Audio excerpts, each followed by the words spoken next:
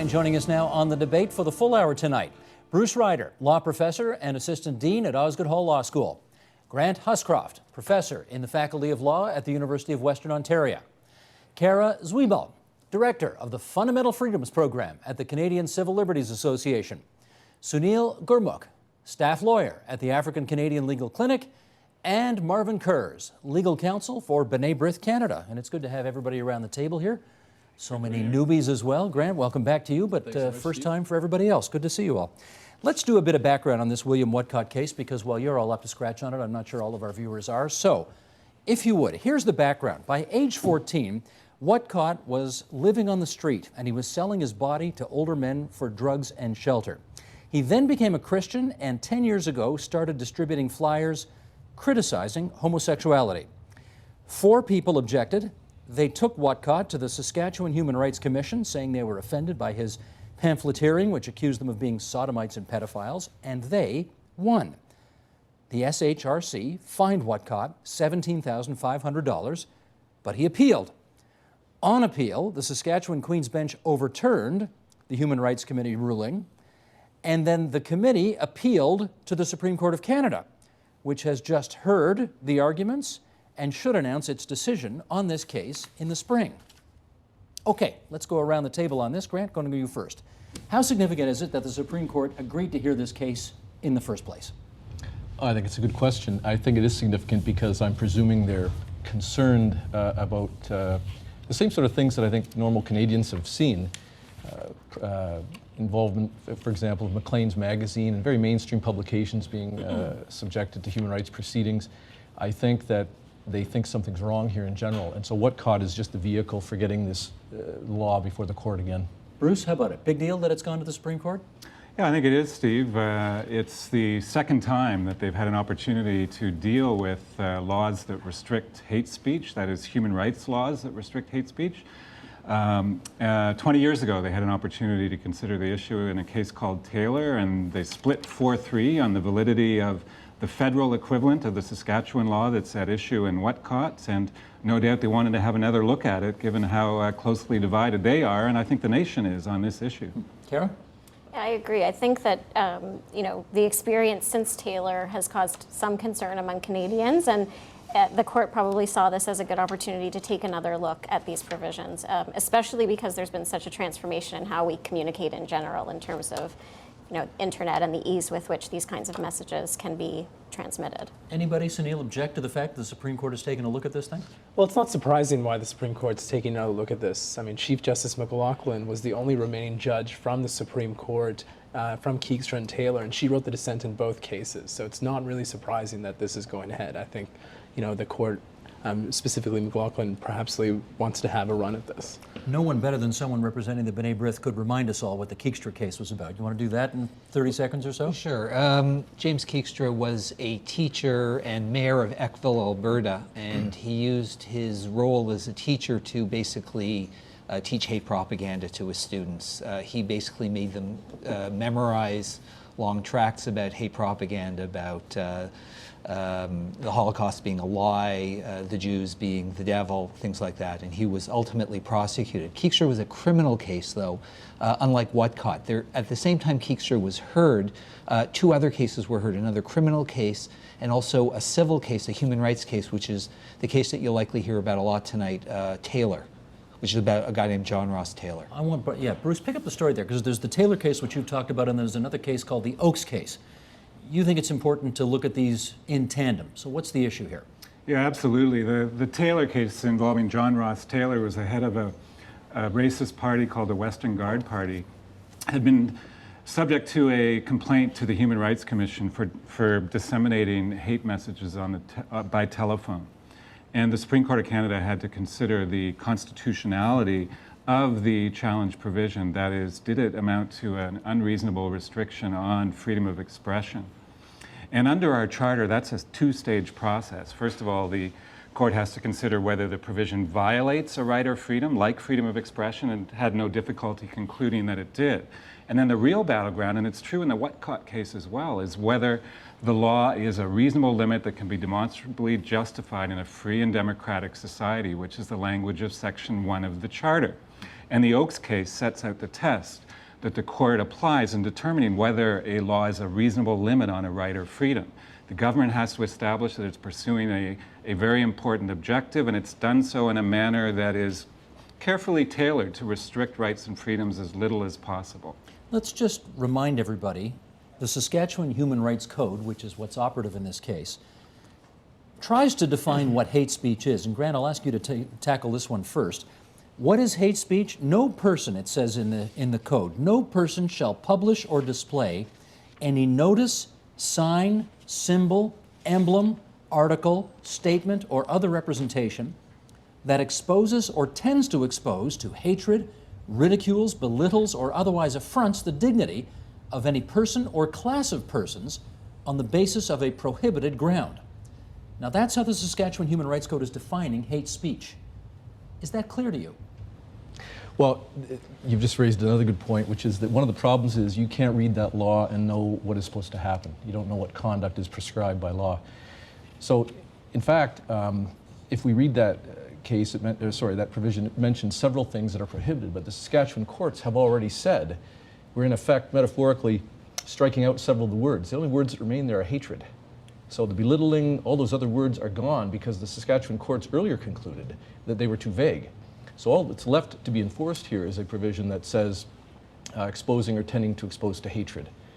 Now the question at that point is that it's conceded, I think, by all the parties. Nobody objects to the idea that that's limiting freedom of expression. And so all we're really arguing about now is that an unreasonable limitation on freedom of expression.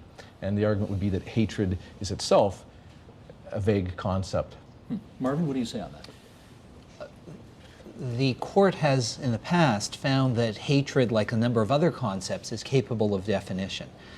When you say that you don't know what you can say, it's also true, I don't know what I can say about you in public. There's no statute that tells me what I can say about Steve Paikin in public. I'm not allowed to libel you. Hate laws deal in some ways with group defamation. That is, there are some things that are so odious that you can't say about a group because of the harm that speech causes, that you shouldn't be allowed to do it. And there are two ways of dealing with it. You can deal with it under the criminal code, and you can deal with it under human rights law. And there are different ways of tackling the same problem. This is all, though, in the eye of the beholder, presumably, right? Somebody's hate speech is somebody else's legitimate criticism. That's the concern, and it's not just that the average person doesn't know when they look at this statute or when they read the statute in conjunction with the decisions what the law means. It's that even the tribunals and the courts can't agree on this. So if we look at Mr. Whatcott's case, the Saskatchewan Human Rights Tribunal concluded one thing, the courts have concluded something different. We don't know where the Supreme Court of Canada will land, and that's been the experience with a number of these cases in other jurisdictions where things flip-flop back and forth with tribunals saying this is hatred, courts saying no, it's not. So it's a really imprecise standard, and that's the concern. And we're worried that people may not speak out and may be concerned about taking controversial positions because they may run afoul. I would certainly disagree with that. I mean, this case isn't about leading controversial remarks or offensive speech. It's about speech that rises to this very narrow standard of what is hateful, that dehumanizes an identifiable group. The courts and the human rights tribunals haven't had much difficulty. There have been good cases that have come out. For example, a case out of the Canadian Human Rights Tribunal, Cuba, that identifies the hallmarks of hate. There are other legal concepts that are similarly, difficult, such as Marvin was discussing, the very complex tort of defamation. But Sunil, you say it's a narrow definition. There's a lot of adjectives here in that definition. Is it really that narrow? Well, I mean, human rights tribunals and courts are charged, with interpreting that standard, and it is a very narrow standard of hate. If you look at the Saskatchewan Human Rights Tribunal, only 5 cases have gone through to a formal inquiry in the 32 years that this provision has been on the books. So most of it doesn't meet the Exactly. bar, so to It's speak. not about criticism. It's about hateful speech that rises to this very narrow standard. I suspect our viewers have kind of picked up where your positions are anyway on this as we've had our discussion, but just for the record, can we go around the table here and just confirm where everybody stands on this case? I mean, pretend for a second you're a Supreme Court of Canada judge and you have to rule on this. The Whatcott case, hate speech? Yes, no, not hate speech. The Whatcott case is the example of why these provisions in human rights codes should be struck down. We believe they are unconstitutional. they restrict freedom of expression in a way that isn't reasonable or justified. You find that the infringements on his freedom to do what he did was unacceptable in your view? Yes. Grant? Unconstitutional. Unconstitutional in your view as well? Yes. Okay. Yeah, I think the law is too broad as written, but I think we need hate speech laws, and under a properly drafted hate speech law, I think Whatcott speech should have been prohibited because it did express hatred towards gays and lesbians. Marvin? We intervened, B'nai B'rith intervened to say that the law is constitutional, whereas what Bruce says is right. The law could have been drafted better. I think that the court, if it upholds the law, will tailor the law. The word tailor will probably be repeated over and over Many again. different spellings. Will tailor the law so that it's very clearly excised all the words but hatred. The other terms are irrelevant and the other terms are not constitutional, but the term hatred has already been found to be narrow enough to be constitutional. So you would acknowledge there is a difference between belittling someone Yes. and hating them. Oh, completely, and that's And yet both those words are there in the Human Rights Code of Saskatchewan. when that code was written, they threw in every word they could think of. Frankly, not figuring out what the courts will have to say.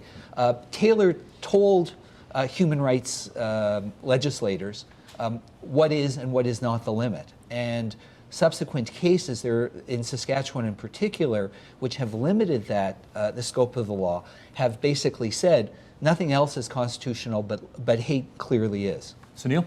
The African Hate Legal Clinic thinks that the Taylor standard is the right standard and that it is constitutional. The provision as read down and interpreted in the Saskatchewan Human Rights Code passes constitutional muster. Okay, so you two are both on side with the Saskatchewan Human Rights Code. You are not. You are somewhere in the middle, if I've got you right. You said maybe this code reaches too far, but we do need something. I think it does. You know, we've all been referring to the Taylor case from 1990, which dealt with telephone messages and focused on the issue of discriminatory expression or hateful expression on the grounds of race and religion. And the court said that to qualify it as hate, the expression has to be particularly virulent and express extreme emotions of vilification. And that's a standard that still raises some concern. I think that's why we keep having this debate. The line drawing is difficult. I think the legislature needs to put more effort into helping judges and tribunals draw that line, because as written now, the law doesn't provide much guidance. For example, there are no defenses listed in the Saskatchewan Human Rights Code. Perhaps there ought to be a defense for the bona fide expression of a religious opinion, for example, which is a big part of the debate in the Whatcott case. But Grant, having said that, these human rights commissions have been around for 30, 40, 50 years in some cases. One might think that after all of that time, they've ruled on enough of these cases that we've got a pretty good idea about what constitutes hate speech and what doesn't. Is that the case? No, it's not, and it never will be. I think we're dealing with an intractable problem here. And you know, the difference between all of us, everybody here abhors discrimination. Everybody here finds loathsome much of what passes as free speech. There's no disagreement on that. It's a question of what is to be done about it. And it is, you know, we can talk about lines could be drawn more clearly and so forth. I'm afraid they can't. So what that means is inevitably, if you have a law like this, you're empowering a bureaucrat somewhere, 20, 30-year-old human rights commissions, whatever they may be, you're giving them discretionary enforcement authority to brand certain speech. I think this one has crossed the line, I'm going to go after you. And that marshals the forces that they have, which are not inconsiderable, to go after you. And you have to defend yourself, and you have to spend a year or two in litigation with them at the lowest level. It's going to cost you a fortune. You're going to be vilified publicly. You're going to be it's just not good to be on the other side of a human rights complaint. I want to undersell that. And I make that point for this reason. Part of the defense of the constitutionality that I think that you'll be hearing from Sunil and Marvin is that, it's not a big deal. It's just civil consequences. It's not like you can go to jail for this, so don't worry about the debt. But that is true. They don't put you in jail. I would not undersell the massive consequences. And just take Whatcott's case. He's fined he's not fined. He's made to pay $17,500 in damages. The difference between that and a fine, which would be a more criminal sanction, is splitting hairs. It's still, he's out $17,500 for something he said, which presumably he believes. So You know, the difference is in the criminal code, there's the threat of incarceration if you breach that provision in the criminal code. I think it's section 319, I believe. Human rights tribunals have the unique ability to deal with this issue. They've identified those contextual factors. The one that Bruce mentioned, if it occurs in the process of a political debate. I mean, that is a contextual factor as identified by Human Rights Tribunal, but it's not an overriding or determinative factor. If something rises to the standard of hate, it's prohibited. When you talk about money, $17,000. Well, small claims court limited in Ontario is $25,000. You can get your butt hauled into court for $25,000, again, for libeling someone or for any number of civil matters. The idea of having a civil rather than a criminal remedy is to say that we don't want to overdo it. That there's some attempt to deal with hate speech in a way that doesn't bring the full state down on you. Yes, there is a legal proceeding, but there are all sorts of legal proceedings, both administrative and legal, that is in front of a judge. And they're all costly. The Children's Aid Society gets involved with your life. There's a bunch of bureaucrats that make decisions that can fundamentally alter your life. Ultimately, you can get in front of a judge, but ultimately, if you're not happy with what happens with a human rights tribunal, you can get in front of a judge as well. And the purposes, Go ahead. The purposes of criminal legislation and the human rights system, they're completely different. What you see is the state is the intermediary in criminal cases. The Crown has to bring a charge. You have to prove intent. They they go against very different things. They're fundamentally different. I think that we have to think about the fact, the way that how uneasily this sits with what human rights tribunals do in their bread and butter, right? And we've heard that these types of cases are the rare cases that human rights tribunals consider. Mm-hmm. Most of what they do are discrimination in the sense of, I was denied accommodation because of my race or religion or sexual orientation. I was denied an employment opportunity. And in looking at those cases, the human rights tribunals are supposed to give a broad interpretation to the law. They're supposed to be purposive and liberal in their interpretation. And then we tell them, when it comes to speech, you should be very narrow. You should look at only the most extreme cases.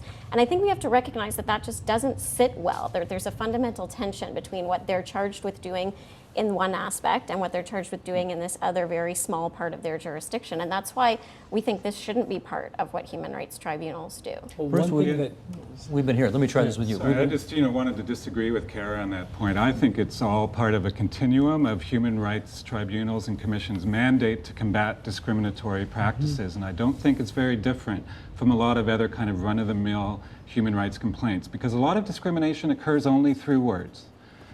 Sexual harassment's a very good example when you have a poisoned work environment that's a product of simply persistent unwanted sexual demands is a good example of a discriminatory practice. And other kinds of discrimination, like putting up a sign, obviously to pick a crude example, saying no blacks need apply for this job or whatever, take place only through words but have discriminatory effects. So I don't think it's such a big leap to say there are certain kinds of expression that play on grounds of discrimination that are associated with historical patterns of social subordination or closely associated with prejudice and stereotype can be a form of discriminatory practice that has serious negative consequences for vulnerable groups. Would you acknowledge that, Grant? Oh, absolutely. I acknowledge the power of words. But again, that's not really the point here. And so I think the difference between us is this. I think you've got in Canadian society all kinds of different people from all kinds of different backgrounds who think all kinds of different things and always will.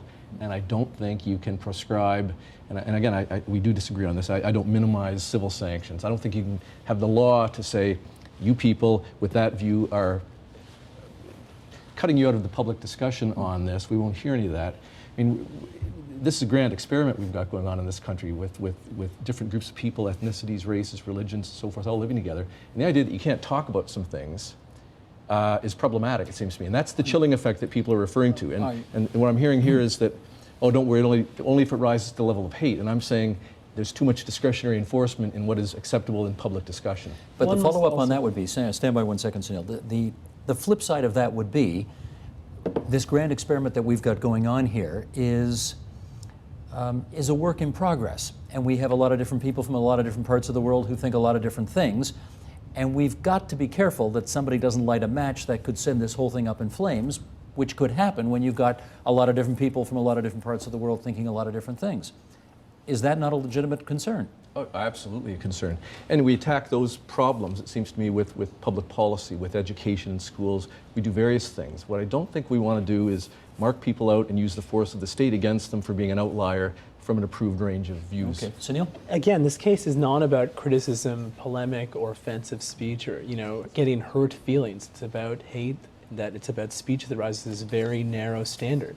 Human rights tribunals and the courts are recognizing the serious effect of hate speech. There's a direct link between discrimination and the denial of access in education and employment and this very same hate speech. It's a serious issue. It's a serious issue, too, with preventing people from saying what they want to say, too, though. Isn't that also right? Well, it's not preventing people from saying what they say. It's from criticizing, from engaging in guess they open can say whatever debate, they want, from but they're gonna have describing to their pay the price stance for it. on moral issues. And moral issues, it's not about that.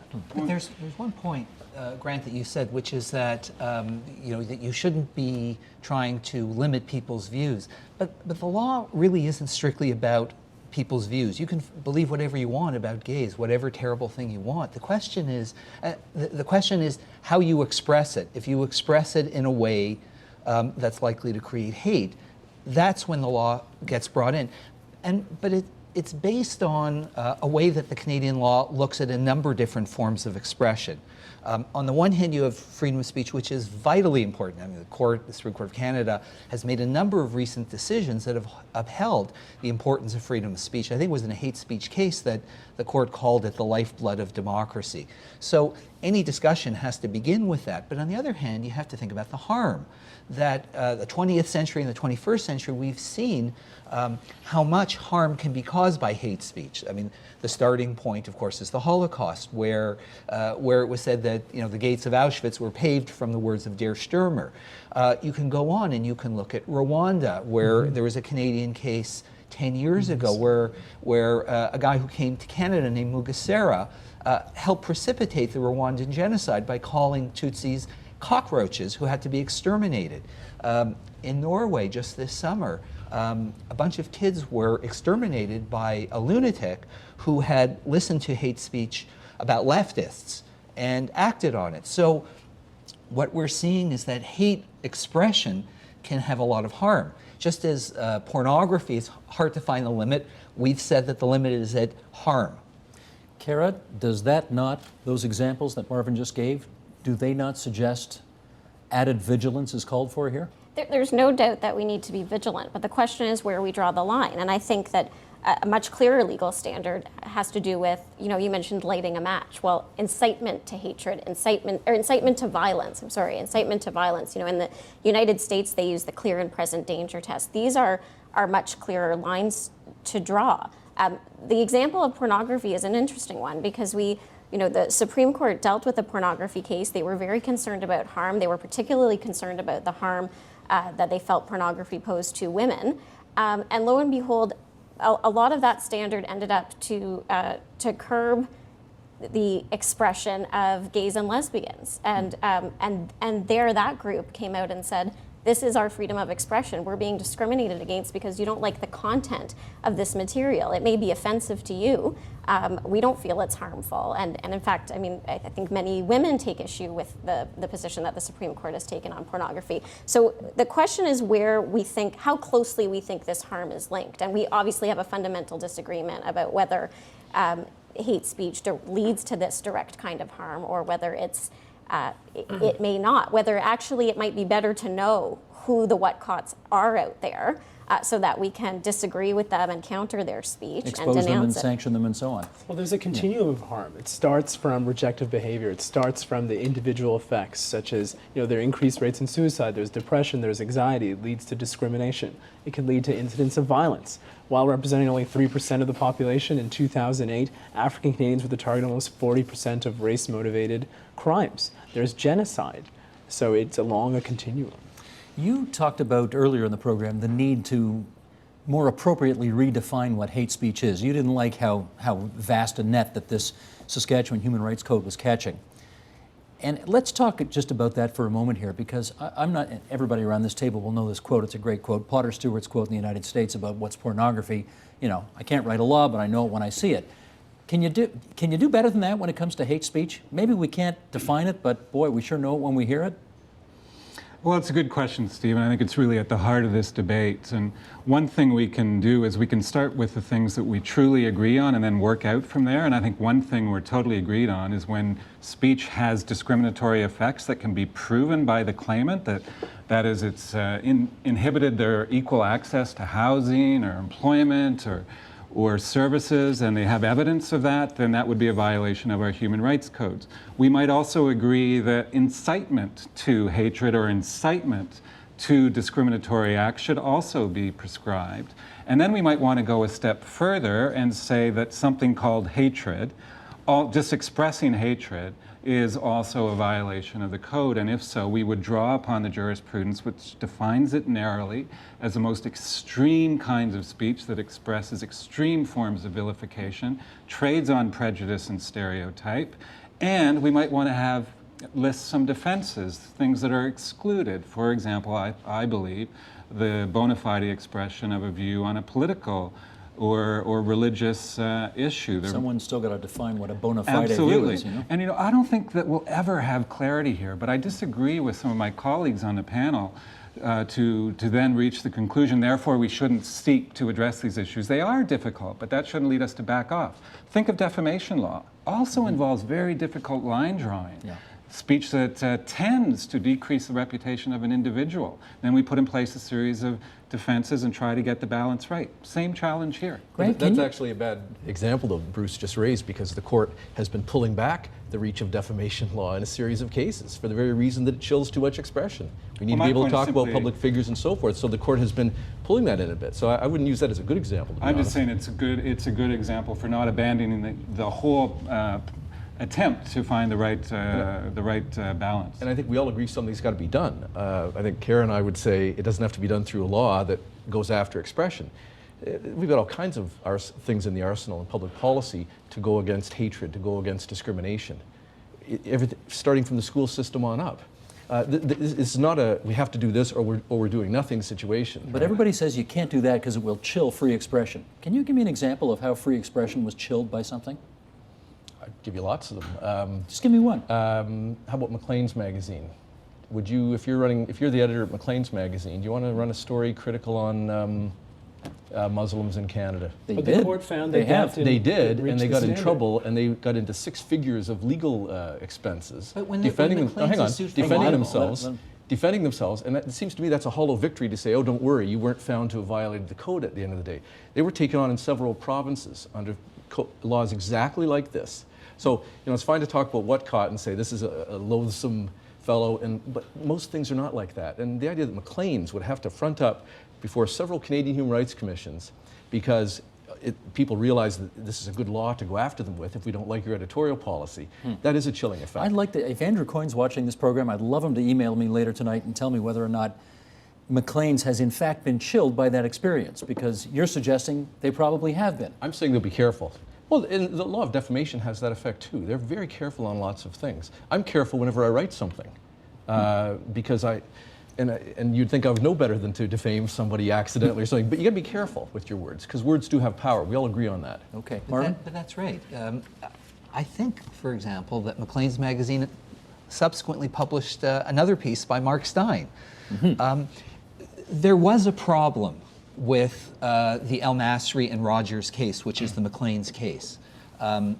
For whatever reason, Maclean's was brought before 3 different human rights tribunals. In Ontario, where there is no commission to monitor and to have a gateway, but the Ontario Human Rights Commission said no. Then they went off and said something negative about Maclean's, which they probably shouldn't have said. They went to the Canadian Human Rights Commission, which deals with hate on the internet, and again, they said, no, we're not going to deal with it because there was a commission there. It looked at it, and it said, no, this doesn't rise to the level of hatred. Then they went to BC, where there is no Human Rights Commission, and went directly to the tribunal. But the wording of the decision was a ringing endorsement of freedom of speech. So, yes, Maclean's had to pony up a lot of money. But if Conrad Black or somebody wants to sue Maclean's, they're still going to spend 6 figures, and then they're still going to say whatever they think they should be saying. It seems Grant is concerned perhaps with the sort of procedural aspects in the case, and I don't think that gets at the heart of what's at issue here. I thought he was concerned about more than just the procedural aspects of all of this. Am I wrong? I think No, you got more I'm than, with you. I think you got more than procedure on your mind here, Absolutely, right? yeah. Yeah. I mean, at the end of the day, well, the procedural point is this. No one will do well to get hauled up before a Human Rights Commission. It will cost them an awful lot of money. And to say at the end of the day, oh, don't worry, after this multi-week hearing and $100,000 plus of expenses, your free speech was vindicated, I don't see that as a vindication. Well, if you're talking about money, think about access to justice, right? Human rights is the final refuge for the most disenfranchised members of our society. They're the ones, those individuals that belong to these minority communities, are the ones that are bringing these complaints. But, you know, Grant does have a point, and for example, B'nai B'rith has called for a number of procedural remedies to be added to human rights law. Human rights law is not static, just like like libel law we've talked about. Human rights law has to evolve over time, and one of the areas in which I do think it has to evolve is in protecting the rights of those who are brought before human rights tribunals.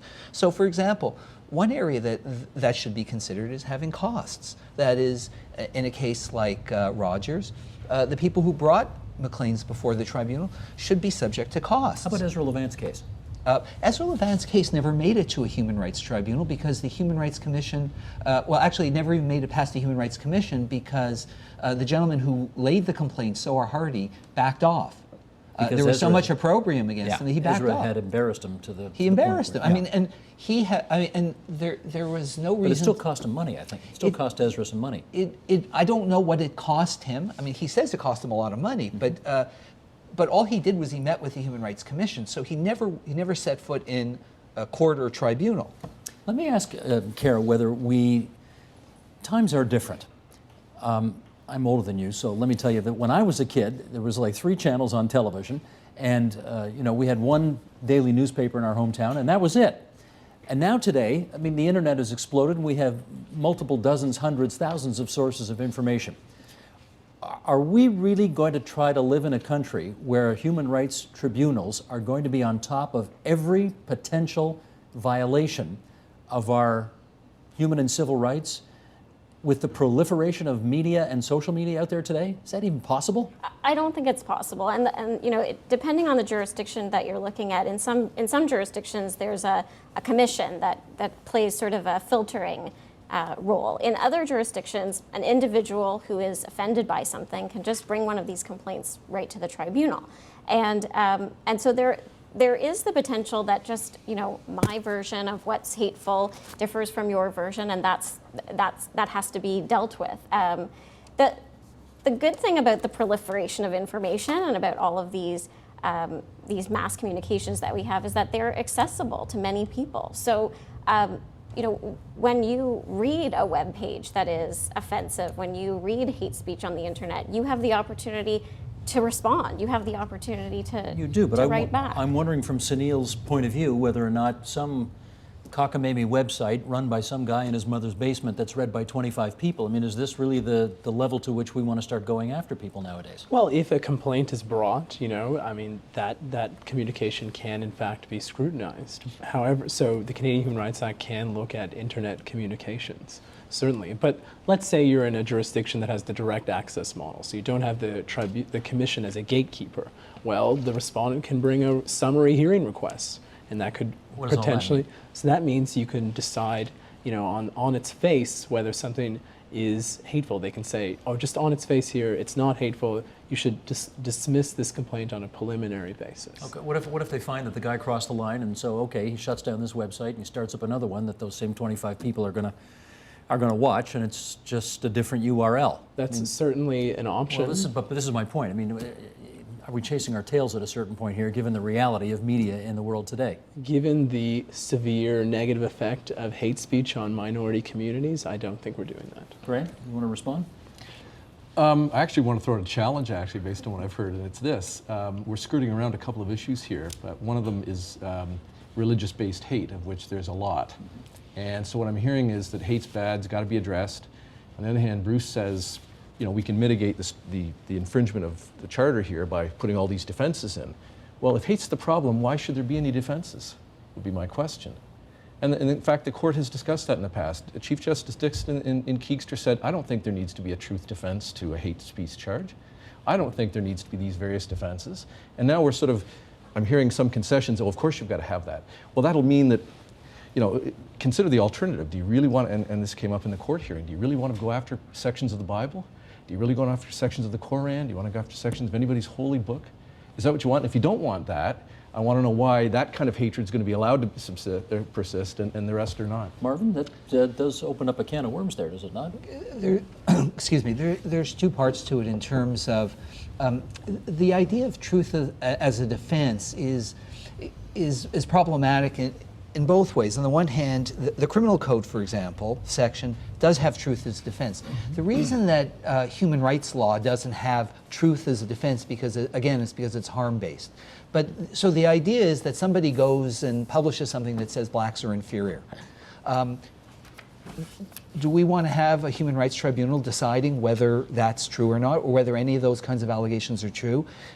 Because human rights law will then be tossed on its ear, where one side is going to try to prove, excuse me, the truth of the kind of hateful speech that they're using. For example, Ernst Zundel tried to do that. Yes. I was there when he tried various and sundry tricks to be able to do that. And he tried to bring every juggler and clown of the Holocaust denial world in front of a tribunal hearing that he managed to spread out over weeks and months and years. Do you think at the end of the day that was helpful? I remember that. I was in that courtroom too, and he brought a lot of, what do you want to call them? How do you want to characterize them? He brought a lot of well, I call them jugglers and crackpots, or yeah. what do you want to call them? Forward and we saw lots of headlines. It was because of that ruling that he wasn't able to do even more to try to prove that the Jews deserve what they get. Because that's really what he wanted to do, and he wanted to prove the Holocaust didn't happen. He wanted to prove that it was a worldwide conspiracy and what have you. And then a term that's used often in criminal law, the administration of justice would be brought into disrepute to allow something like that to happen. With regard to religion, it's not simply the Quran or the Bible, it's whatever, it's what you do with it. No one had a problem with the Bible per se. It was when a guy like Whatcott, or the American guy who goes around and says God hates fags and shows up at funerals, and he takes that he takes a biblical verse, and then he says that means that gays have no right to any life in society. That's the problem. So you can take anything in or out of context. You can take statistics out of context in order to try to prove something hateful. But it's not the religious part per se, but it's the use, it's the context in which you put it. Bruce, how are you going to handle that? Because, slavery is allowed in the Bible. Homosexuality is not allowed in the Bible. It's 2011. How do you want to handle all this? Yeah, no, it's an excellent question, and it preoccupied the Supreme Court of Canada in the hearing in the Whatcott appeal. They were very concerned about it. Some of our courts and tribunals have already dealt with the issue. There was a case in Saskatchewan involving a man named Owens who had put an advertisement in the newspaper citing a number of biblical passages, and then reproduced a graphic with two men holding hands with a line through it, and it was meant to be a kind of a statement against same-sex marriage and against gay pride. And the Saskatchewan Court of Appeal said he was expressing an opinion on a religious subject and not doing so with the extreme feelings of hate. He was just expressing his own religiously based views, and that's not a violation of the Human Rights Code.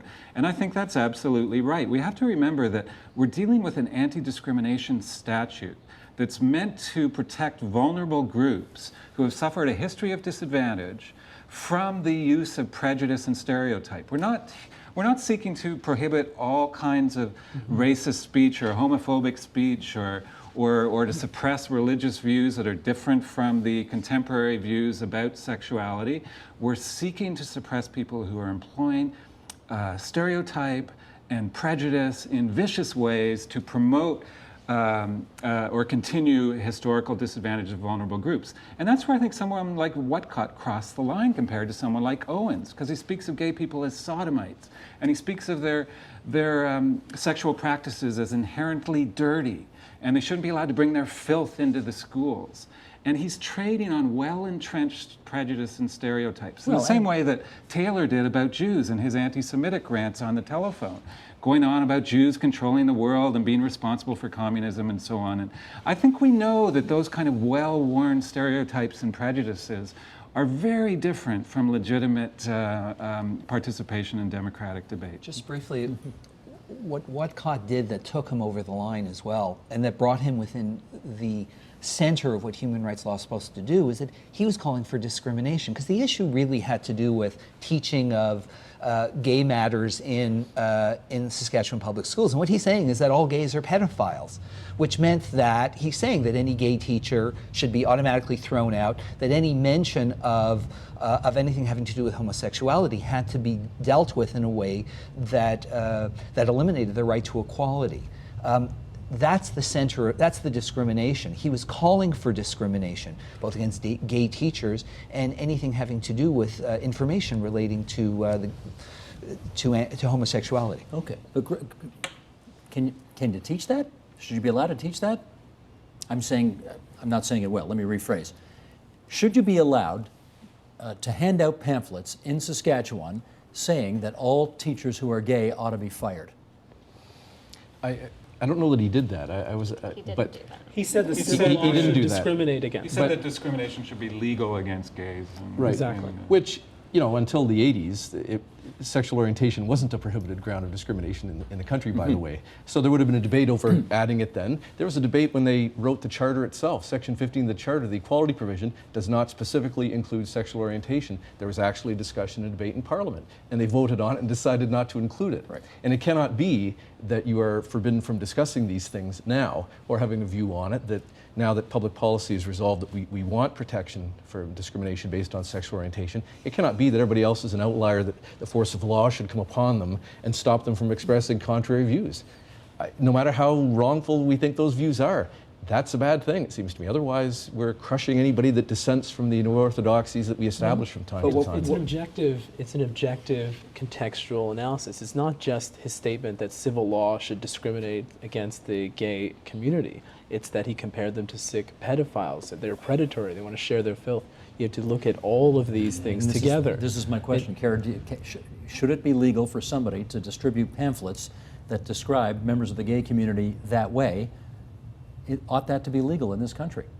I think we have to protect the freedom of expression of people, even when we abhor what they say. I think that I would potentially draw a line where there's, the sign that is just communicating the discriminatory message. So the sign that says all fill in whichever protected group you want, need not apply.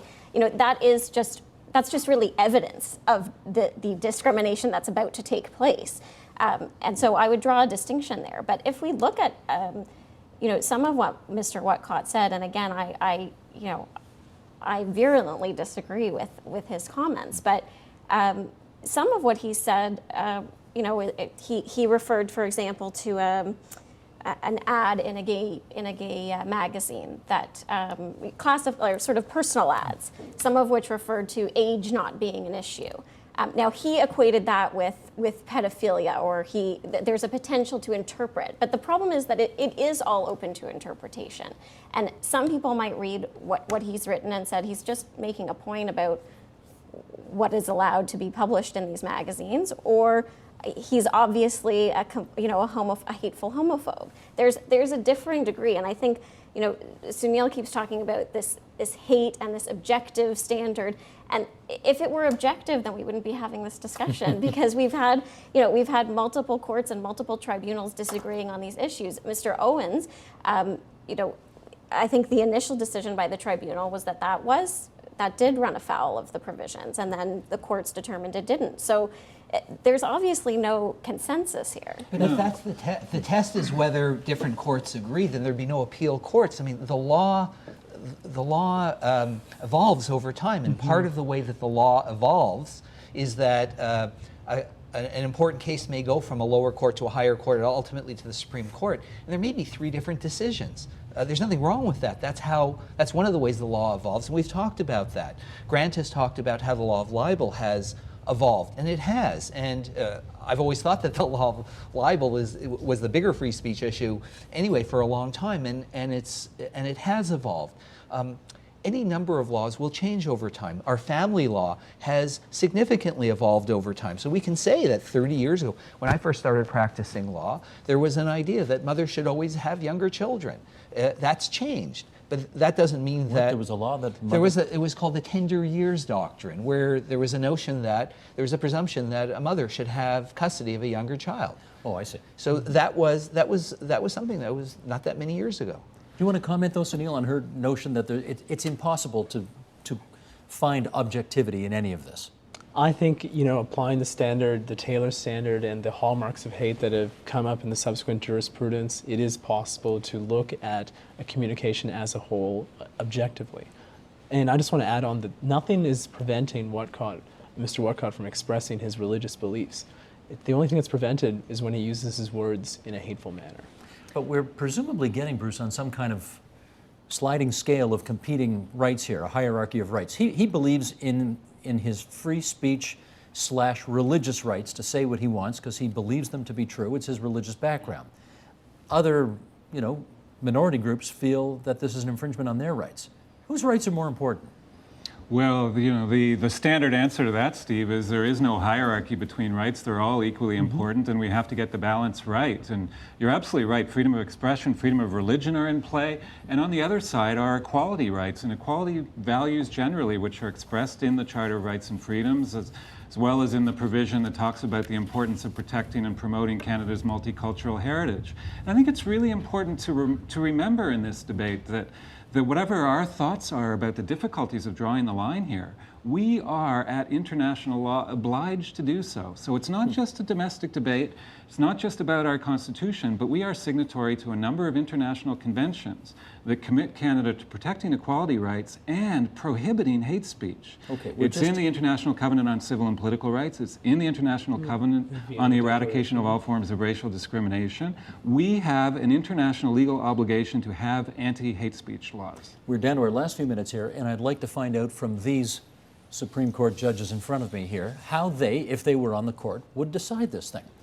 A few minutes to go. The court has heard the arguments. They're considering them. They're going to tell us their rulings in the spring, I gather. Okay, Sunil, what would the court decide if you were in charge? If I was in charge, the court would decide that the Taylor standard remains good law and that Section 14(1) is justifiable in a free and democratic society. And therefore Whatcott can't do what he was doing. Well, if you look at the context of the discussion of his brochures as a whole, I would think personally that it did rise to the standard of hate. Okay. So what's truly at issue, though, here is the right of marginalized groups to be treated as equals and free from hate. And that is what the court should ultimately be concerned with. Kara, if you were on the court, how would you decide? I would strike down this provision of the Saskatchewan Human Rights Code because I think the experience since Taylor has shown that the assumptions that the court thought they could build into Taylor, the assumptions that it would be clear to tribunals what was over the line and what wasn't, hasn't been borne out, and that human rights tribunals are not well situated to engage in this kind of work. Marvin? I would do something closer to what Sunil talks about and include probably elements of what Bruce talked about as well. The actual wording of Section 14(3) is a bit problematic, and we talked about it at the beginning of the show. I would strike that. I would uphold Taylor because the bottom line and the basics of Taylor remain true. However, moving forward, because the law has to evolve, there have to be newer procedural protections that the court can't impose, but that legislatures can. So it's partly the legislature, and it's partly the court that has to allow the law to move forward. Grant? I'd strike down the law. The law is unconstitutional. And a point we haven't made yet, but it's important to note, I think, that would not leave a vacuum legally. That would leave on the books a criminal law prohibition for the worst sort of hatred, for the incitements to violence, for all those things, which has built into it the defenses that Bruce was interested in. We would still have that. What we would get rid of is provincial patchwork of these anti-hate provisions that, frankly, haven't worked well. Bruce? Well, I'd say that Mr. Whatcott was expressing legitimate opinions on important public policy debates inspired by his religious beliefs, but he crossed the line and relied on gross stereotypes that attributed negative characteristics to the gay and lesbian community as a whole. But I would say that the law should be struck down because the Saskatchewan legislature needs to go back to the drawing board and do a much better job of balancing freedom of expression and equality rights and sending out clearer signals to the people of Saskatchewan about what they can and cannot say. Clearly no ex-politicians on this group today who find it offensive that judges would tell them what to do with their laws. Note to self. Okay, thanks everybody for coming in for a very thorough discussion about one of the very biggest issues that our Supreme Court is considering right now. Starting with, on the left-hand side of the table, Cara Zwiebel from the Canadian Civil Liberties Association, Grant Huscroft from the University of Western Ontario Law School. On the right-hand side of the table, there's Bruce Ryder from Osgoode Hall at York University, and Marvin Kurz from B'nai B'rith Canada, and finally Sunil Gurmukh from the African Canadian Legal Clinic. Good to have all of you with us tonight here at TVO.